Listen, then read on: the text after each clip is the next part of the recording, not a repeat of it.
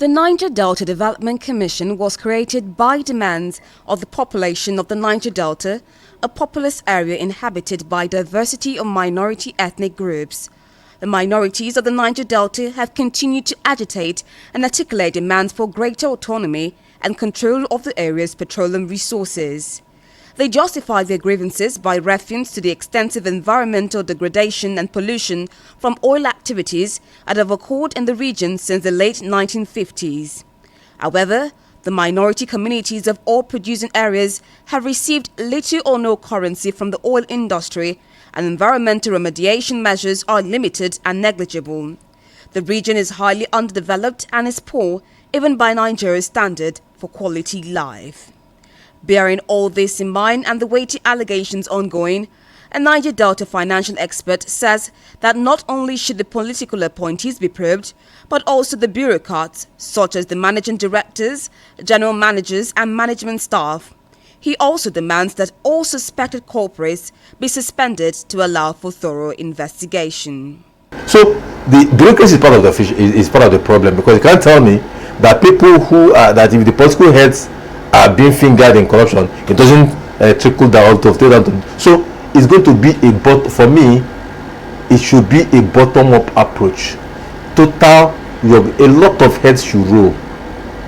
A lot of people will have outlived their usefulness in NDDC, so a lot of heads. So by now, with what is happening, I would not expect that a part of the management staff should still be sitting in the offices. The heads of department should have been sent on compulsory leave from the finance department, especially the finance and audit departments. No, I probably should not be sitting down right now. I probably should not be on seat as you speak. That is one downside of normal Buhari's administration. It doesn't. He takes his time to fire those he hired. As we speak, I probably should not be on seat. The MD probably should not be on seat right now. They should not be on seat. Some of the directors should be at home, should be working from home. This is not the first time contracts worth billions of naira have been abandoned and money is going into private pockets, which has brought the NDDC into the watchful eyes of the presidency. NDDC has been existing now for 20 years. This is 20 years of NDDC being in existence. Yet, over 14 trillion spent on that, and people cannot feel it. Communities do not have good network of roads. Communities don't have water. Most communities don't have good schools.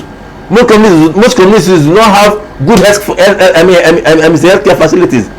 Flood and erosion is taken away in so many communities. My community is almost taken off by flood, because we have the seashore. It's almost taken over. So, and these are the things that anyone is supposed to be doing. You might not do all, but people should be seeing that some things are being done. But what are they doing? They're taking care of themselves. Awarding frivolous contracts, awarding contracts that has nothing to do with their core mandate. How on earth can you spend 39 billion on COVID? Are you the doctor? Are you the one? Are you researching to COVID? What have you spent on COVID? COVID has now become a cash cow for a lot of government officials in Nigeria. Recall that in 2015, the NDDC started a 3-month twin certification program in December 2015, running into billions of naira that was abandoned 2 months into the training. It is therefore the right time for such actions to be reprimanded. Rita Omodia for Galaxy News, Lagos.